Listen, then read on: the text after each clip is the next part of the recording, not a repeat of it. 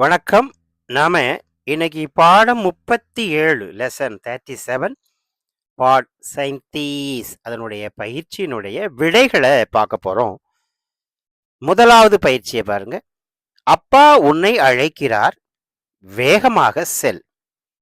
அப்பா பிதாஜி, உன்னை துஜே, தூன நீ, துஜேன உன்னை, அழைக்கிறார் கூப்பிடுகிறார், புலாத்தே ஹேன். அப்பா மதிப்புனால புலாத்தே போட்டிருக்கோம். ஹே புள்ளி வைக்கணும், ஹேக்கு புள்ளி வைக்கணும். அழைக்கிறார் கூப்பிடுகிறார். ஜல்தி சல், வேகமா போ, சீக்கிரமா போ. செல் அப்படிங்கிறதுக்கு சல், செல்னா நிறைய வேகமா செல்லு போ அப்படிங்கிற மீனிங். அப்போ பிதாஜி துஜே புலாத்தே ஹே, ஜல்தி சல். அவ்வளவுதான். Dad is calling you, go fast. இரண்டாவது பயிற்சி பார்க்கலாம். நாம் பிறர் மேல் நம்பிக்கை வைக்கிறோம். நாம் ஹம் மற்றவர்கள் மேல, பிறர் மேல. தூசரோம் பர், மேல் மீதுக்கு பர்னு படிச்சிருக்கோமா? தூசரோம் பர், தூசரா அடுத்த, மற்ற அப்படின்னு படிச்சிருக்கோம். இந்த பின்னால பருங்கிற வேற்றுமை உருவு வந்தனால தூசரோம் பர், அதாவது புளூரலா காமிக்கணும்னா ஓங்கு மாத்திரை சேர்க்கணும் படிச்சிருக்கோம். அப்போ தூசரோம் பர் பரோசா ரக்தே ஹேன், பரோசா நம்பிக்கை, ரக்தே ஹேன் ரக்னது வை, வைத்தல் படிச்சிருக்கோமா? பரோசா ரக்தே ஹேன். ஹம் दूसरों पर மற்றவர்கள் மீது பரோசா ரக்தே ஹேன், மற்றவர்கள் மீது நம்பிக்கை வைக்கிறோம். we believe in others. மூணாவது வாக்கியம் பார்க்கலாம். நான் உன்னை என்ன சொல்லி அழைப்பேன்? मैं, நான், உன்னை, துஜே, क्या कहकर, என்ன சொல்லி, சொல்லி, படித்து, எழுதி, சாப்பிட்டு, அப்ப அந்த செயல் முடிஞ்ச மாதிரி அதுக்கெல்லாம் கரு சேர்க்கணும் படிச்சோமா?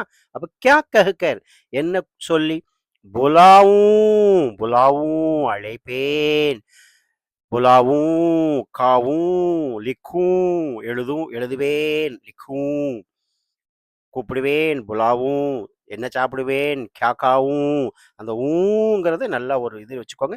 இந்த இடத்துல ஒரு நீங்க ஒரு அண்டர்லைன் பண்ணி கூட வச்சுக்கோங்க. அழைப்பேன், ஆக்சுவலா இது வந்து ஃபியூச்சர் டென்ஸ்ல இருக்க மாதிரி இருக்கு. அப்போ புலாவும் அப்படிங்கிறத எழுதணும். ஏன் சார் அப்படின்னா ஃபியூச்சர் டென்ஸை நம்ம படிக்கவே இல்லை. ஆனா இந்த இடத்துல ஒரு அழைப்பேன், கூப்பிடுவேன், சாப்பிடுவேன், வருவேன், செல்வேன் அந்த மாதிரி வரும்போது இந்த சேர்த்துக்கலாம். அதாவது யாரு? First person singular. இந்த ஃபியூச்சர் டென்ஸ் படிக்கும்போது இதை பத்தி இன்னும் விரிவா படிப்போம். அப்ப இந்த வாக்கியத்துல நான் உன்னை என்ன சொல்லி அழைப்பேன்? மே, நான், உன்னை, துஜே, என்ன சொல்லி, क्या कहकर, புலாவும் அழைப்பேன், what should I call you. அடுத்த வாக்கியம் பார்க்கலாம். நாலாவது வாக்கியம். அவன் என்மேல் ஏதோ குற்றம் கூறுகிறான். அவன் வே, என் மேல், என் மீது, முஜிப்பர், ஏதோ கோயி, குற்றம் தோஷ், நம்ம தோஷம்னு ஒரு வேர்டு இருக்கலாம், தோஷம், அதுதான் அந்த இடத்துல தோஷ், அதாவது தோஷ்னு குற்றம், குறைதான். கஹ்தாக கூறுகிறான், சொல்லுகிறான், வே முझ पर कोई दोष कहता है, he is accusing me of something, எதை பத்தியோ என் மேல குத்தம் சொல்றான். அடுத்த வாக்கியம் பார்க்கலாம். அஞ்சாவது வாக்கியத்துல உங்கள் வீட்டிலிருந்து எவ்வளவு தூரத்தில் மருத்துவமனை இருக்கிறது? உங்கள், உங்களின், உங்களது, உங்களுடைய, அதுதான் நம்ம தமிழ்ல சொல்லும்போது உங்கள். ஆக்சுவலா உங்களுடைய, உங்களுடைய, உங்களின், அதுதான் அதுக்கு அர்த்தம்.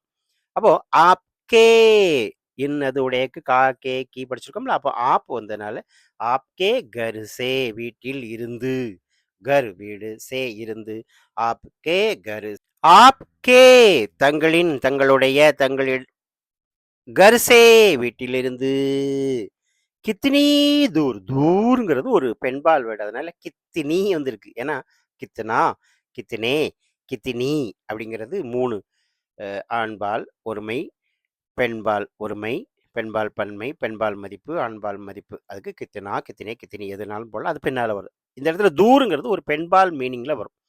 அதனால இதெல்லாம் எப்படி சார்னா அது ஹிந்தி மொழியில இருக்கு.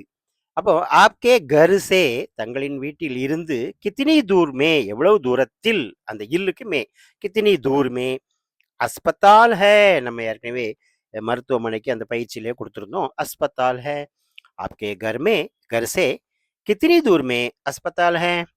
How far is the hospital from your house? How far is the hospital from your house. அடுத்த சென்டென்ஸ், 6வது சென்டென்ஸ் பார்க்கலாம். திறமையோடு வீட்டில் இருங்கள். வீட்டில் இருக்கும் கொஞ்சம் உஷாரா இருங்க அப்படி சொல்ற மாதிரி அது அர்த்தம். திறமையோடு வீட்டில் இருங்கள். ஹோசியாரி சே, திறமையோடு. ஹோசியார் சே போடலாமா? போடலாம். ஹோசியாரியும் போடலாம். ஹோசியாரி சே, ஹோசியார் சே ரெண்டும் போடலாம். கர்மே ரஹோ, ரஹோ ரஹோ இந்த இடத்துல இருங்கள் அப்படிங்கிறதுக்கு இன்னைக்கு இங்கே இருங்க. ஆஜ் யஹா ரஹோ, இங்கே இருங்க. அந்த ரஹோ ரஹ் இரு வசி அதுலேருந்து வந்த வார்த்தை தான். இருங்கள் வந்திருக்கு. அதனால நீங்கள் ரஹோ போட்டுக்கலாம் சார். ரஹியே போடலாமா? போடலாம். தாங்கள் வந்தால் ஈயே சேர்க்கணும். தும்மு வந்தால் ஓ சேர்க்கணுங்கிற நம்ம ஏற்கனவே படித்த மதிப்புப்படி தாங்கள்ங்கிறத மனசில் நீங்கள் வச்சு எழுதுனீங்கன்னா, அதாவது ஆப் ஓசியாரிசே கர்மே ரஹியேன்னு வரணும். ஒருவேளை ஆப்னு பயன்படுத்தலாம். இல்லை தும்மு தான் சார் நான் பயன்படுத்துவேன் அப்படின்னா, நீங்கள் தும் ஹோசியாரிசே கர்மே ரஹோ. தும்மு வந்தா வெர்போட ஓ சேர்க்கணும். ஆப் வந்தா வெர்போட ஈயே சேர்க்கணும். அது வந்து நமக்கு இந்த இடத்துல தும்மோ ஆப்போ இல்லை. நீங்கள் ரஹியே போட்டாலும் கரெக்டு தான், ரஹோ போட்டாலும் கரெக்டு தான். அப்போ ஸ்டே ஸ்மார்ட் அட் ஹோம். ரொம்ப ஸ்மார்ட்டாக, அதாவது கொஞ்சம் அதாவது விழிப்புணர்வோடு வீட்டில் இருங்க. வீட்டில் இருக்கும்போது சும்மா அசம்பந்தமாக இருக்கக்கூடாதுங்கிற மாதிரி ஒரு சென்டென்ஸ். அடுத்த சென்டென்ஸ், 7வது சென்டென்ஸ் பார்க்கலாம். அவர் உனது ஆசிரியருடைய நண்பர். அவர் வே, உனது ஆசிரியர் பின்னால வந்திருக்கிறதுனால தேரே வந்திருக்கு. ஆசிரியர் மதிப்பு கொடுக்கணுமா?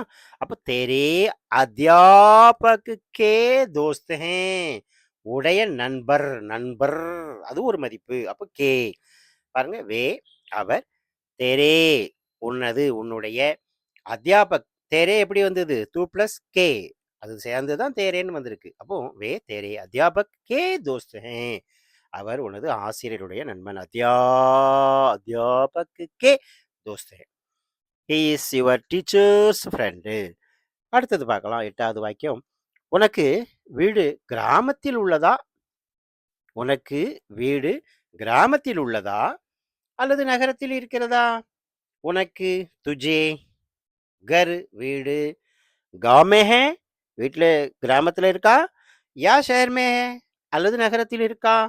அப்போ இது ரொம்ப சின்ன ஒரு சிம்பிளான ஒரு வாக்கியம். துஜே கர் गांव में है யா ஷஹர் மே ஹே, உனக்கு வீடு கிராமத்தில் இருக்கிறதா நகரத்தில் இருக்கிறதா அல்லதுங்கிறதுக்கு அந்த யா போடுறோம். Do you have a house in the village or in the city? அடுத்த வாக்கியம் பார்க்கலாம். 9வது வாக்கியம்.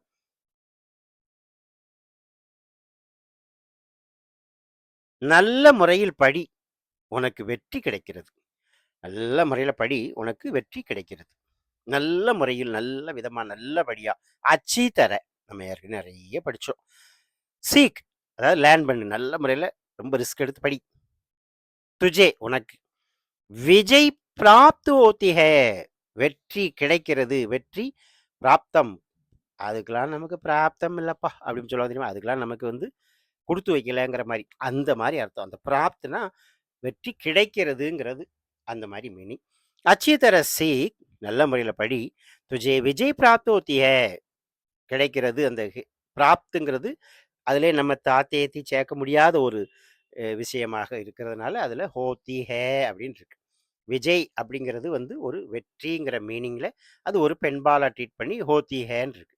இதே இந்த பிராப்து, விஜய் பிராப்து ஹோத்தி ஹேங்கிறது போல ஜீத் மில்தி ஹே கூட நீங்கள் யூஸ் பண்ணலாம். அச்சி தர சீக் துஜே ஜீத் மில்தி ஹே, உனக்கு வெற்றி கிடைக்கிறது. ஜீத்னா என்னது? வெற்றி. அதுவும் நீங்கள் யூஸ் பண்ணிக்கலாம். அதாவது பிராப்து ஹோத்தி ஹேயும் ஜீத் மில்தியும் சேம் மீனிங் வந்துடும். அப்போ study well and you will succeed, நல்ல முறையில் படி, சக்ஸஸ் ஆயிடுவேன், அவ்வளோதான். அடுத்தது 10வது வாக்கியம் பாருங்க. பயணங்கள் தொடர்ந்து கொண்டே செல்கிறது. யாத்ராயே ஜாரி ரஹதி ஹே, யுவர் ஜேர்னி கண்டினியூஸ், உன்னுடைய பயணங்கள் முடிவதில்லை. சினிமா படம் மாதிரி பயணங்கள் முடிவதில்லை மாதிரி யாத்ராயே ஜாரி ரஹத்தே ஹே. ஆக இந்த பயிற்சிகளெல்லாம் நீங்கள் ஒரு திருப்பு நல்ல முயற்சி பண்ணி எழுதி பார்த்துருப்பீங்க. இருந்தாலும் இதையும் ஒப்பிட்டு பார்த்து சரியாக இருக்கான்னு பாருங்கள். தொடர்ந்து ஆதரவு தாங்க. உங்கள் வீட்டு குழந்தைகள், உங்கள் நண்பர்கள், உங்களுக்கு தெரிஞ்சவங்க எல்லாத்துக்கும் நம்ம சேனலை பற்றி கொஞ்சம் சொல்லுங்கள். ஹிந்தி படிக்க ஆர்வம் உள்ளவங்களெல்லாம் இதுக்கு நல்ல உபயோகமாக இருக்கும்னு நாங்கள் நம்புகிறோம். அடுத்த வீடியோவில் சந்திப்போம். நன்றி, வணக்கம்.